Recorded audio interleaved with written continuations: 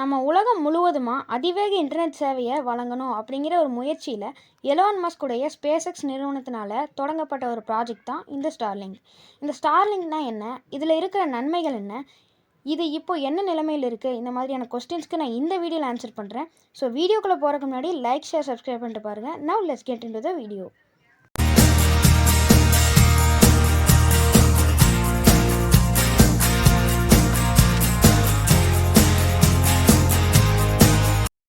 Internet அப்படிங்கிற ஒன்று நாம் வாழ்கிற இந்த காலகட்டத்தில் ரொம்பவே ஒரு முக்கியமான விஷயமா ஆயிடுச்சு. இதுக்கு முன்னாடி, அதாவது சில வருஷங்களுக்கு முன்னாடி நமக்கு கிடைச்ச இன்டர்நெட்டை விட இப்போ நமக்கு அதிவேக இன்டர்நெட் கிடைச்சிட்டு இருக்கு. இதுக்கு எல்லாமே முக்கியமான காரணமாக இருக்கிறது நம்மளுடைய தொழில்நுட்ப வளர்ச்சி தான். ஃபார் எக்ஸாம்பிளுக்கு 4G 5G மாதிரியான இன்டர்நெட்டை நோக்கி, அதாவது அதிவேகமான இன்டர்நெட் நோக்கி நம்ம வாழ்க்கை போய்கிட்டு இருக்கு. ஆனால் அந்த இன்டர்நெட் சேவை எல்லாமே எல்லாத்துக்குமே கிடைக்குதுன்னா கண்டிப்பாக கிடையாது. நம்ம உலகத்தில் சுமார ஒரு 49% மக்களுக்கு போதுமான இன்டர்நெட் வசதி கிடைக்கிறது கிடையாது. இப்போ நமக்கு கிடைக்கிற இன்டர்நெட் எல்லாமே ஒரு பெரிய பெரிய ஆப்டிக் கேபிள்ஸ்னால இணைக்கப்பட்டிருக்கும். ஆப்டிக் கேபிள்ஸ்னா பெரிய பெரிய கேபிள்ஸ்னு கூட நீங்கள் வச்சுக்கலாம். இந்த கேபிள்ஸ் எல்லாமே நிலத்துக்கு அடியிலையும் கடல்களுக்கு அடியிலையும் புதைத்து வச்சிருப்பாங்க. இந்த ஆப்டிக் கேபிள்ஸ் மூலமா இன்டர்நெட்டை வழங்குறதுல ஒரு சின்ன சிக்கல் இருக்கு. அது என்னன்னா, இதுக்கு அதிக கட்டுமான பணியும் அதிக முதலீடும் செய்ய வேண்டியதா இருக்கும். நீங்கள் பெரிய பெரிய நகரங்களெல்லாம் பார்த்துக்கிட்டிங்கன்னா இன்டர்நெட் பயன்படுத்த நிறைய வாடிக்கையாளர்கள் இருப்பாங்க. ஸோ இதனாலேயே டெலிகாம் கம்பெனிஸ் வந்துட்டு அதிக முதலீடு போட்டு இந்த கட்டுமான பணியை அமைக்க முன் வருவாங்க. ஏன்னா இதனால இவங்களுக்கு பெரிய லாபம், அதாவது ப்ராஃபிட் கிடைக்கும். இதே நீங்கள் ஒரு கிராமங்கள்லையோ மலை பிரதேசங்கள்லையோ பார்த்துக்கிட்டிங்கன்னா இந்த மாதிரி டெலிகாம் கம்பெனிஸ் வந்துட்டு இந்த மாதிரியான ஒரு இன்ஃப்ராஸ்ட்ரக்சரை அமைக்க மாட்டாங்க. ஏன்னா அந்த ஏரியாவில் அதிக இன்டர்நெட் சேவை இருக்காது. இது மட்டும் இல்லாமல் அவங்களுக்கு அதிக ப்ராஃபிட், அதாவது லாபம் இருக்காது. இப்போ ஃபார் எக்ஸாம்பிளுக்கு பார்த்துக்கிட்டிங்கன்னா இந்த 4G சிங்கிள்ஸ் வந்துட்டு நம்ம நகரங்களில் கிடைக்கிற அளவுக்கு கிராமங்கள்லையோ இல்லை மலை பிரதேசங்கள்லையோ கிடைக்கிறதுக்கு வாய்ப்பே இல்லை. இது மட்டும் இல்லாமல் இப்போ 5G வேற வந்துகிட்டு இருக்கு. இந்த 5G வந்துட்டு 4G விட பல மடங்கு அதிக வேகமுடையது. இப்போ இந்த 5G எல்லாருக்குமே கிடைக்குமான்னா கண்டிப்பாக கிடைக்காது. ஸோ இதுக்கு அப்புறமா தான் சில கம்பெனிஸ் வந்துட்டு ஆப்டிக் கேபிள்ஸ் மூலமாக அதிக செலவு பண்ணி இன்டர்நெட்டை கொடுக்கறத விட நம்ம ஏன் சேட்டலைட் மூலமாக இன்டர்நெட் கொடுக்கக்கூடாது அப்படின்னு யோசிச்சாங்க.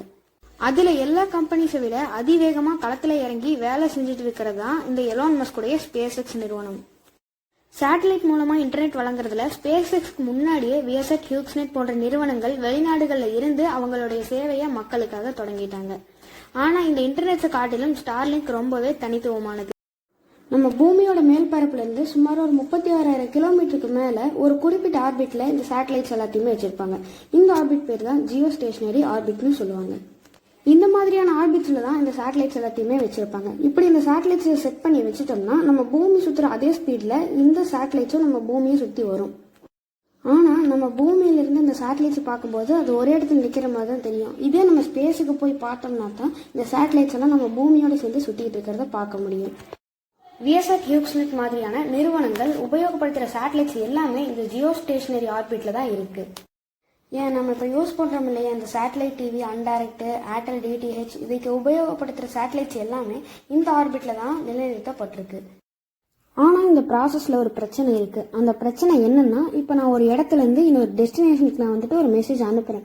அந்த டிஸ்டன்ஸ் வந்துட்டு ஒரு 36 கிலோமீட்டர்னு நம்ம வச்சுக்குவோம்.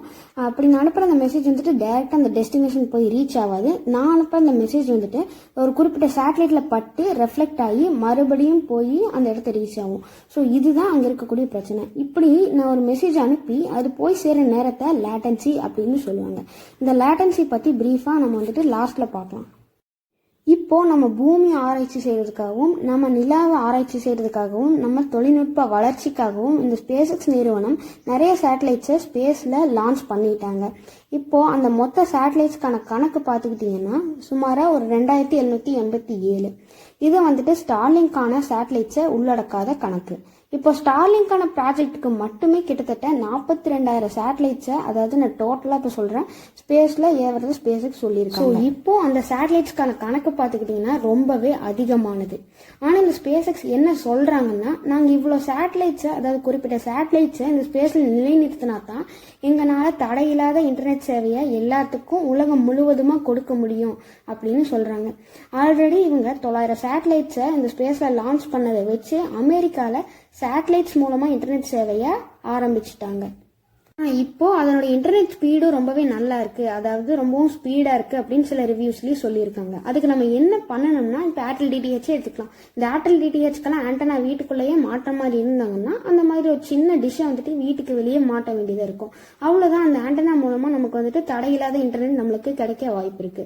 இப்போ அந்த ஆண்டனாவுடைய விலை பார்த்துக்கிட்டிங்கன்னா $499 அமெரிக்கன் டாலர்ஸ்ல மாத கட்டணமா $99 கட்ட வேண்டியதாக இருக்கு. நம்ம லேட்டன்சி பற்றி பார்க்கலாம். அதிவேக இன்டர்நெட்டுக்கு இந்த லேட்டன்சி அப்படிங்கிற இந்த குறியீடு ரொம்பவே கம்மியாக இருக்கணும்.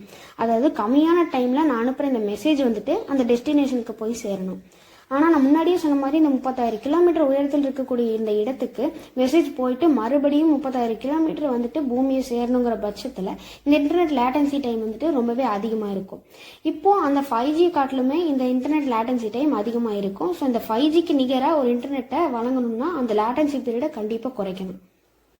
அதுக்கு நம்ம பூமியோட மேல்பரப்புல இருந்து சுமார் 300 to 1000 கிலோமீட்டர் உயரத்தில் இருக்கக்கூடிய விண்வெளி சுற்றுப்பாதையை LEO அப்படின்னு சொல்லுவாங்க. ஐயோ இல்லைங்க, இப்போ நான் சொல்றது வந்துட்டு விஜய் நடிச்ச படம் கிடையாது. இது வந்துட்டு லோ எர்த் ஆர்பிட் அப்படின்னு சொல்லுவாங்க. ஸோ இந்த இடத்துல தான் சேட்டலைட்ஸை நிலைநிறுத்துவாங்க. அப்படி நிலைநிறுத்தினாங்கன்னா இந்த லேட்டன்சி பீரியடை அதிகமாக குறைக்க முடியும். ஸோ இப்படி குறைக்க முடிஞ்சால் இந்த 5G இன்டர்நெட்டோடைய இந்த லேட்டன்சி டைமையும் ஈஸியாக குறைக்க முடியும்.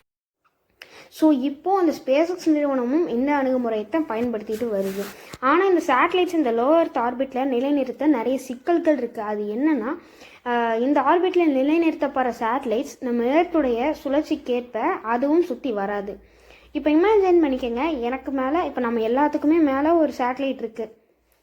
அந்த சேட்டலைட் வந்துட்டு நம்ம பூமியோட சுழற்சி காரணத்தினால கொஞ்சம் நேரம் கழித்து நம்ம தலைக்கு மேலே இருக்காது. ஏன்னா அது வேறு இடத்துக்கு போயிடும். ஸோ இது சமாளிக்கிறதுக்காக ஸ்பேஸ்எக்ஸ் வந்துட்டு நிறைய சேட்டலைட்ஸை இந்த லோ எர்த் ஆர்பிட்டில் நிலைநிறுத்த ஆரம்பித்தாங்க. நவம்பர் 2020 கணக்கு பிரகாரம் ஆல்ரெடி இந்த ஸ்பேஸ்எக்ஸ் நிறுவனம் வந்துட்டு 900 சேட்டலைட்ஸ் இந்த ஸ்டார்லிங்க் ப்ராஜெக்ட்டுக்காக இந்த லோ எர்த் ஆர்பிட்டில் நிலைநிறுத்திட்டாங்க. இன்னும் 2027 அதாவது 2027க்குள்ளே கிட்டத்தட்ட 14,742 சேட்டலைட்ஸை இந்த லோ எர்த் ஆர்பிட்டில் நிலைநிறுத்த போகிறாங்கன்னு சொல்லியிருக்காங்க. இது மட்டும் இல்லாமல் இன்னும் 5 வருஷத்தில் 30,000 சேட்டலைட்ஸையும் நிலைநிறுத்த போகிறாங்கன்னு சொல்லியிருக்காங்க.